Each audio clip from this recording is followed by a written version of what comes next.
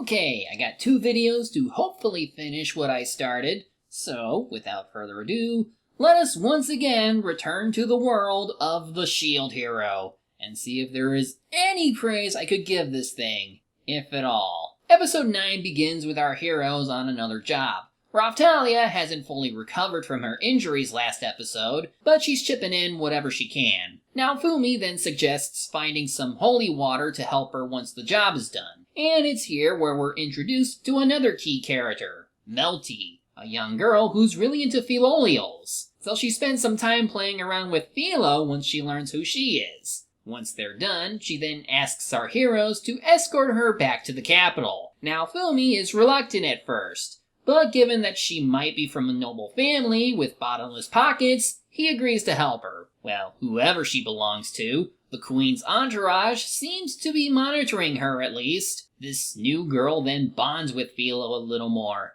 leading to this. Time to wake up,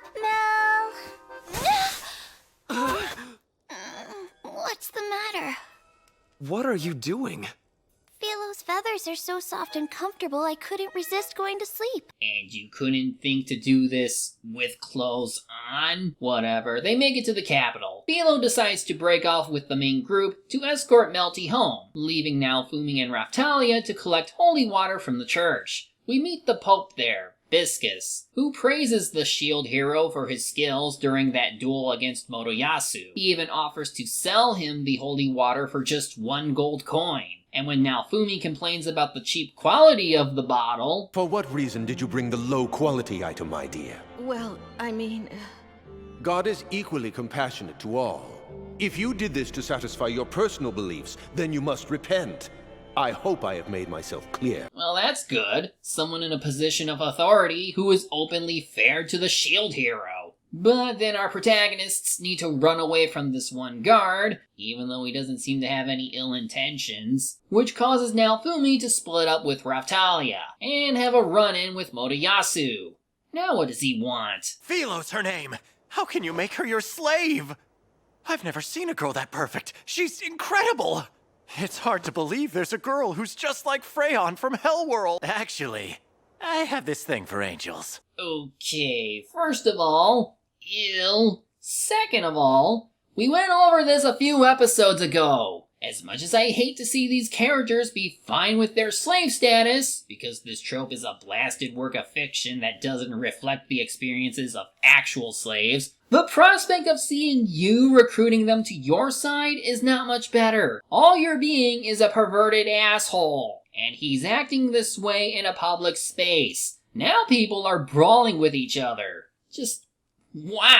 That one guard guide from earlier tries to do his job and preserve public order, but Melty shows up to stop him from doing so. But that's okay, because Melty also shows up to calm everything down. Because yes, if her name didn't give it away already, she is a member of the royal family, and Malty's little sister. She calls out Motoyasu for causing property damage, then threatens to report to her mother if Melty doesn't knock off her shenanigans. She then tries to talk to Naofumi about all this, but he rejects her because of her royal status. Like, dude, were you not paying attention? She's on your side! And she hates her older sister as much as you do. But anyway, Melty was sent by the queen to tell her father that he is in the wrong for treating Naofumi like crap. This was something that the queen wanted to express in person, but she can't do it openly for some unexplained reason. Could have opened with that, but whatever. Now Philo isn't allowed to play with Melty anymore. Why, Master? Why? Mel hasn't done anything wrong. Please tell me why I can't play with her anymore. Please, Master, tell me why. Please, tell me. You know, you don't have to give your close companions the cold shoulder. They all know what you've been accused of, and they don't believe what was said about you. Anyway, that one guard from earlier was originally from the village of Lute, the same place that now Fumi and Raphtalia helped evacuate during the second wave. He said that he was inspired by the Shield Hero, and so he and some others want to join the party. Now Fumi lets them in so long as they could buy this one trinket off him. It's expensive as hell, and that's his way of saying no to them. At any rate, now Fumi learns that Raphtalia and Philo have enough levels on them to earn class upgrades. This will let them go past their original level cap, But now I'm starting to wonder how this even works. These are living, breathing people who function like we would. If they're bound by game rules, then would it be impossible to grow stronger through traditional methods? Is there some sort of power level system that they could get stuck in? Now Fumi first goes over Raphtalia's options. He reminds her that he will leave this world once it's saved from the waves, which doesn't make her happy. But whatever. They next need to pay 15 gold pieces at the Dragon Hourglass. However, we are forbidden from providing upgrades to the Shield Heroes team. But that's not what she said. It's a direct order from His Majesty. Excuse me? Like, I shouldn't be surprised by this, but this crosses the line from corruption to stupidity. Like it or not, now Fumi is one of the 4 chosen heroes who will protect this land from the waves. If you don't give him the chance to better train his allies, you give it less of a chance to survive. Do these guys seriously prefer to watch the world burn before giving any benefit of the doubt to the shield hero? So now Fumi and company now need to get those class upgrades elsewhere. They consult with Belocus, who says that it's possible to get what they want in the country of Shield Freedom, but going there will mean they won't be back in time for the next wave. So they settle with giving Philo some wyvern talons as weapons. Days later, they arrive at a ruined town for their next adventure. They learn from the villagers that Itsuki toppled the previous government there. Speaking of Itsuki, he and Ren are also in the middle of recovering some rewards that were stolen from them. They naturally blame Naofumi, but the shield hero responds by blasting the 2 of them for their negligence. It's not just about Ren forgetting to dispose a dangerous dragon corpse, because he also tells Itsuki that he installed a government that's even worse than its predecessor. We're back to being reminded that in this show, only the main character is competent. But at least Ren believes Naofumi when he sees Raphtalia's injuries. Itsuki doesn't even get that far, since he still doesn't believe the shield hero. The episode ends with Naofumi getting some new armor. The group from Loot also shows up with the money required to buy that trinket. Turns out our protagonist was only testing them, and he lets them in by asking them to spend that gold on new gear instead. Still not a fan of his general demeanor, but at least he has new followers. In the next episode, Naofumi gives Raphtalia and Philo some new items to help with combat. They're gonna need every little advantage they could find because the 3rd wave is upon them. They're teleported to this one town where this elderly woman is fighting off some monsters. Turns out she was someone Naofumi healed for a previous mission, which goes to show that kind acts lead to good rewards down the line. She then offers to guard the town with Naofumi's new followers from Loot, thus letting Naofumi, Raphtalia, and Philo to regroup with the other chosen heroes. Ren, Itsuki, and Motoyasu were in the middle of fighting a regenerating Skull Captain aboard his ghost ship. Those 3 have been arguing this whole time since they don't know how to spawn the Soul Eater, the real final boss they're after. Even when Naofumi tells them to shut up and work together, they still bicker. The main character then figures things out by using light magic on the Skull Captain. This lets Ren poke at the Kraken's shadow, which finally brings out the Soul Eater. But this new boss proves to be extremely powerful, to the point that it overwhelms the parties of the Spear, Spo, and Sword heroes. This leaves Naofumi and company as the only ones who can save the day, and they're only just scraping by. To make a breakthrough, he considers using the Rage Shield. It's a big risk, obviously, but Raphtalia tells him to go through with it. If he loses control, she'll try to turn him back to normal. So as Naofumi begins to channel, he doesn't manifest his rage like last time. He seems to be getting the rage from the dragon corpse he previously destroyed, resulting in more power for his armor. Even Philo is fired up.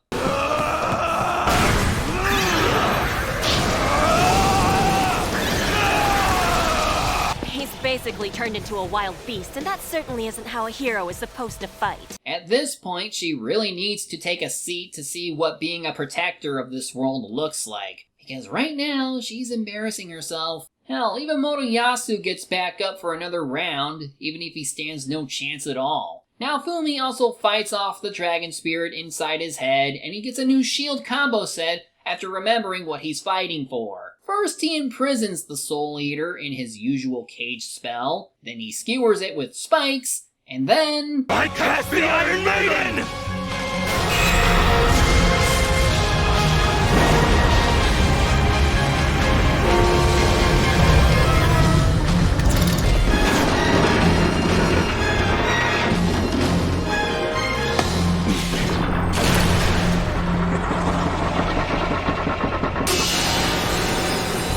Okay, I'll admit, this is pretty cool. So the monster is defeated and now Fumi and Philo return to normal. But the wave isn't over yet. What's going on? It could be the second Soul Eater, but that gets taken out easily. But who done it? How very disappointing.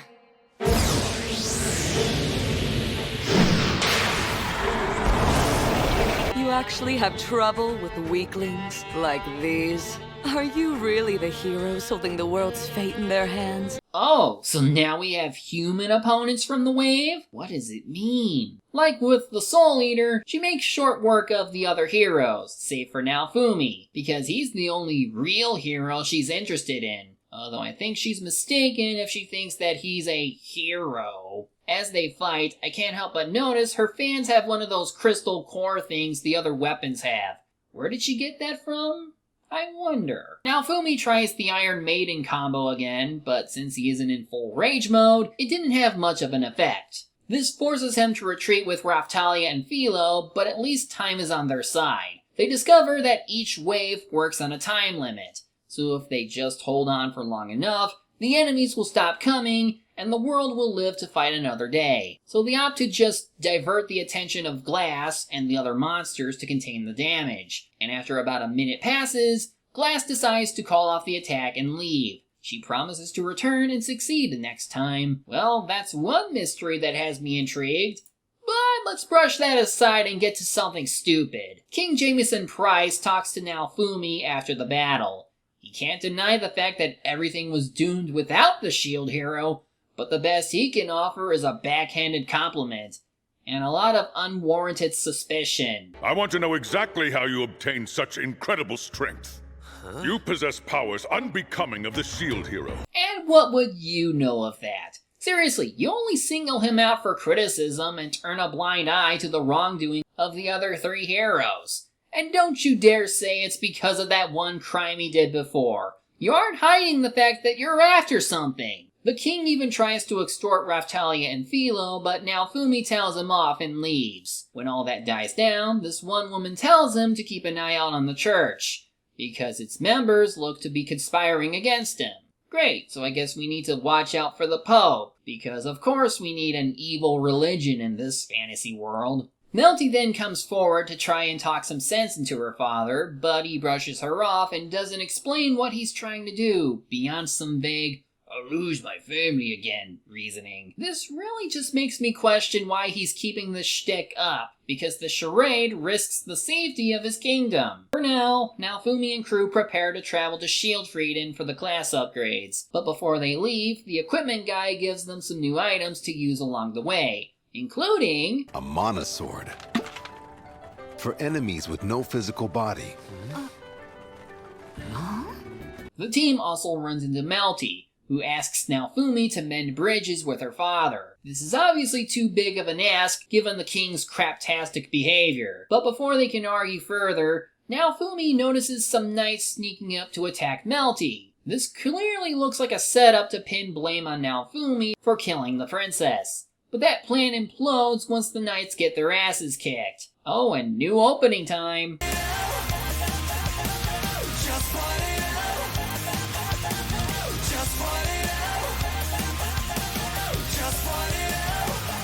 Again, this probably would have sounded better in a different anime that isn't tied down with the baggage. In any case, the footage of Naofumi beating up on those knights makes its way around the kingdom. It's doctored to paint him in the worst light possible, and if this were Tales of Crestoria, I imagine the shield hero would be branded a criminal and hunted down by godly beings. Then again, I'd rather watch an anime adaptation for Crestoria, because they actually handle the whole crime and prejudice theme a hell of a lot better than this crap story. Especially when we learn the actual reason for why so many people hate the shield so much. Get this, the church we saw before is known as the Church of the Three Heroes, and in its theology, the shield hero is apparently like the devil or something, and I don't want to elaborate on it right now. Let's just say it doesn't make sense when the churchgoers are pressing their hatred onto someone they barely met. For now, Naofumi keeps questioning Melty, who is slowly starting to believe that he might be onto something. She wants to return home to further investigate, but Naofumi convinces her to join up with him instead. Getting too close to the truth could get her into serious trouble, so she'll need protection from someone who'll let her find out what's going on. This leads to a reveal that the king really isn't in charge of the kingdom, the queen is, which puts a smile on Naofumi's face. You mean the king married into the royal family? What's so funny about that? Nothing except for the fact that he acts like he runs the joint. Well, he is the king after all. So he's like adopted royalty? I don't know. I'm happy that the king is being discredited here, even if Naofumi is getting some joy out of that. But while I've talked up the queen in the previous video, she isn't really helping as much as she needs to. By staying in the background and delegating the hard work to Melty, she's prolonging the rift between the shield hero and the royals, thus leaving the possibility for more misunderstandings later. Anyway, as Naofumi and Melty try to slip past the guards, they're then cornered by Ren and the others. Although Melty tries to talk her way out of trouble, Malty tells everyone to ignore her because... That lying devil possesses a brainwashing shield. It allows him to take over your mind by simply talking to you. I know people tend to use such words to describe others who stick up for beliefs that appear foreign or different, especially when it comes to religion. But are you seriously going to tell me that these three heroes are just going to listen to her? Especially when she didn't even tell them about this new church until now? And when she doesn't have evidence of her sister being brainwashed? Now I see. That means Raftalia and Philo were brainwashed by Naofumi too. Naofumi, hand over the princess right now and no one will get hurt. What? Why? Just... Naofumi accuses Malty of wanting to kill Melty and take the throne. Then he tries to get the hell out with Philo. Motoyasu stops them by using a magic shackle to turn Philo back into her human form. And Malty lays the beat down on her sister after Melty tries to help Philo. She does this even while the other heroes tell her to stop. To save her from Naofumi's brainwashing, she must die! Hey, way to spell out your real intentions like a friggin' idiot. And to those heroes who are still on her side, you're just as dumb as she is. Or like this guy. Here I come, Philo. Screw it, I'm playing it. FBI, open up! But before the FBI can break in, Philo uses her new glove to punch him back. Malty tries using a high-leveled fire spell against the group, but Raftalia stabs her with her new mana sword. Naofumi also uses his rage shield to create some distance, but he does entrust the rosary with Ren. Maybe he can help with investigating this church eventually, or at least not get in the way when that happens. Once the main group reconvene, they run into that one woman again, who is actually one of the Queen's shadows. She asks them to visit the Queen to learn what's going on, but Naofumi wants to stay with his travel plans. Regardless, Melty joins the party. This activates Raftalia's jealous waifu mode, because the harem just got a little bit bigger. Next episode, Malty starts a fire in order to lure out the main cast. It fails. Naofumi then reaches the border, only to realize that the border is closed, meaning he has no choice but to go see her. They pass through a town of demi-humans on their return trip. According to Melty, it is a remnant of some nobles who actually wanted to live peacefully with demi-humans, but they got pushed out by other nobles who didn't want that. This was because of the devastation caused by the first wave, which led to the demi-humans being scapegoated. Even Raftalia is reminded of her village getting sacked by the rioters at the time, so Melty does feel the pressure to set things right as a royal. She introduces the group to a noble who is interested in working with him, named Van Reichnot. He looks shabby as hell, which doesn't give Naofumi much confidence in him either, or Melty. And as for the king, he might really be serious about the whole family motivation. This can't happen to my family again. How much do you intend to make me suffer? Accursed shield! And if this is truly related to the church's existence, I'll have to bust somebody's ass. Anyway, Melty gets a chance to confide in Naofumi about what it would take to fix everything her father is doing, and it leads to a decent scene with him trying to keep her spirits up. But next morning, they learn that Reichnot is under arrest for hiding our heroes. Melty tries to stop the guards from assaulting one of the maids, and she runs into someone who irks Raftalia. Big time. Idol Rabier. I heard rumors that in the past you'd had disagreements with my father. True. Large, round, definitely scumbag material according to this series. Melty lies about Naofumi never being here, and she promises to clear his name once she gets back to the Queen, but she still needs to get past Idol, who's now taking her to his mansion for reasons unexplained. Naofumi manages to sneak out while calming Raftalia down. He does consider leaving Melty behind now that she's caught, but he also has a change of heart on the matter.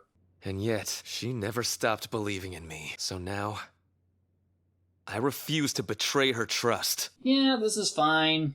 I just don't know how much it'll stick in the long run. So as the main group sets out, Raftalia explains that Idol enslaved many demi-humans from her village, so she wants to personally bring him to justice. So as they sneak into the mansion, Idol threatens to torture Melty and Reichnacht to get information on the S.H.I.E.L.D. hero's whereabouts. They don't tell him what he wants to know, and the baddie gets cornered. You dare make a mockery of me? Torture clearly isn't enough for the likes of you!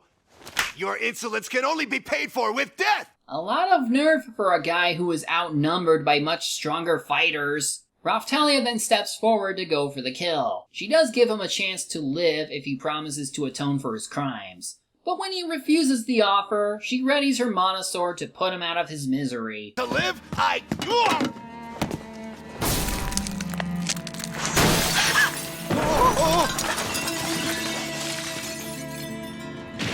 Oh please, like that would be enough to kill him. In this world. With Reichnacht and Melty safe, they go through the mansion's basement to free some other demi-humans. Raftalia couldn't help but think about the knights who came to enslave her kind, and the horrible experiences she went through when she and her friends were slaves. It's a really traumatic experience for everyone, especially once she's separated from some childhood friends. But she hopes to rebuild her village someday. It's what her parents would have wanted. This is the sort of backstory we needed to see more of from Raftalia. And while these recollections would be better if placed earlier in the season, or at least implied through her behavior, it's better late than never. The others find a cell that contains someone from Raftalia's village, and he's got some really bad news to share.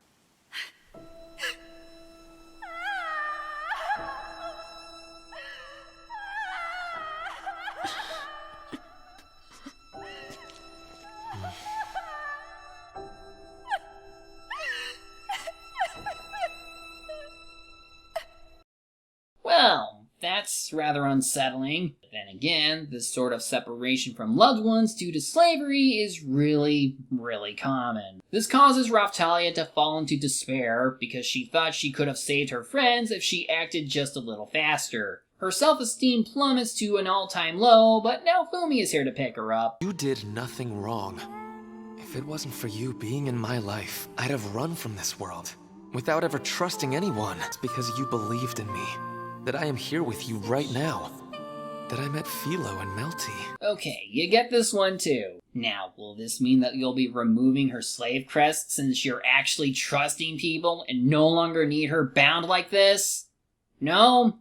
Well, crap. Then there's more bad news. There's evidence that Idol is trying to free some T-Rex monster from a magic seal. And after being free, it actually kills Idol for it, and now we have a giant monster on the loose. We'll get to that, but the following episode shows another Philolial, in human form, discussing a candidate who could be queen or something. I think I know where this might lead to. But first, how will our heroes beat this thing? The only pattern they're noticing so far is that it's only interested in Philo. So Naofumi rides her out of town toward a lake so they can fight, but none of their attacks do anything. Imagine if this were a wave boss. They'd be screwed. Naofumi considers pulling out the Rage Shield, but someone summons a magic field to keep him from doing that, as well as a flock of Philolials. And then...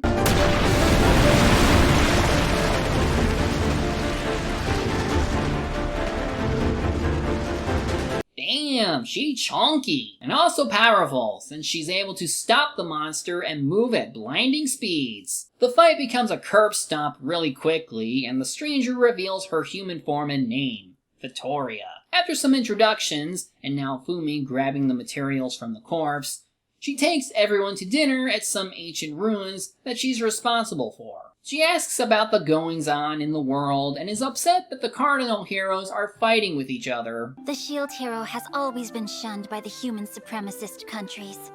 Okay, then you should understand. That's the whole reason we're trying to cross the border, because Leaving won't solve anything. Work it out. The humans and demi-humans may hate each other, but the heroes mustn't fight amongst themselves. So this is partly why Naofumi can't get a break with the King and Malty, but a fuller explanation is only going to come later. For now, Vittoria explains that the waves don't just happen in this kingdom. They happen everywhere else, so the 4 heroes were supposed to be spread out in different areas to fight those invasions with their allies. Vittoria was able to fight off the wave in those other lands, but since she's close to perishing, she isn't going to be doing that for much longer. We then cut over to Ren and Itsuki's parties as they're trying to investigate the church through an archive, but everyone is unaware that Malty is tailing them. What could this mean? Back over to Naofumi and friends, he explains that he isn't on the best terms with the other heroes, so Vittoria has a solution to that problem. If the heroes are busy fighting each other, instead of fighting the waves of catastrophe, then you leave me no choice. I must kill all 4 of you. Yeah, that won't fix anything. As long as the Kingdom of Malramark is acting like this, the same problems Naofumi had will just be duplicated onto the next shield hero. So, next morning, nothing seems to happen. I guess he just listens to Vittoria and moves on. Nah, just kidding. She holds Melty hostage to force the shield hero to cooperate with his Cardinal colleagues. But of course that's never going to happen for reasons I've already outlined. So Vittoria instead challenges the team to fend off the next entire wave without her help. If they succeed, she won't look to kill them all. And before they go, Vittoria also wants to test Philo's fighting abilities. Both Philoliols duke it out in their human forms. And it's obvious from the get-go that Philo is greatly outclassed. But she's a waifu to the main character too, and when he's cheering her on from the sidelines, she survives for far longer than is reasonably expected. She adds a piercing spell to her existing attacks, and is able to land a clean hit on Vittoria. And that's enough to pass whatever test Vittoria had for her. Philo is now her successor, and this boosts her combat stats. Naofumi also gets some shield upgrades based on Philoliols. Melty also gets to ask for something. This is amazing! It's all I've ever wanted! Anyway, after the party, Vittoria talks with Naofumi about reconciling with the next hero he meets. I still stand by what I said earlier. This is impossible so long as King Jameson Price keeps behaving like he is now. Well, there's still that elephant in the room that you all know of. Until Naofumi frees his 2 companions from slavery and acknowledges his own rotten behavior, I can't exactly take the lecture seriously. Not to mention, she wanted to just kill all the heroes. So she isn't someone who'd I'd listen to for advice. He does promise to mend bridges with the other heroes and lets Vittoria rest on him a bit, like she once did with her former master. This would be a good place to stop for now, but there's still one last thing to show. After the credits, we get back to Ren and Itsuki heading over to this cave. They're still snooping around for information like last time, and they're close to the original resting place for the Cardinal weapons, but they seem to be missing. And then... It can't be. Everyone run! We've got to...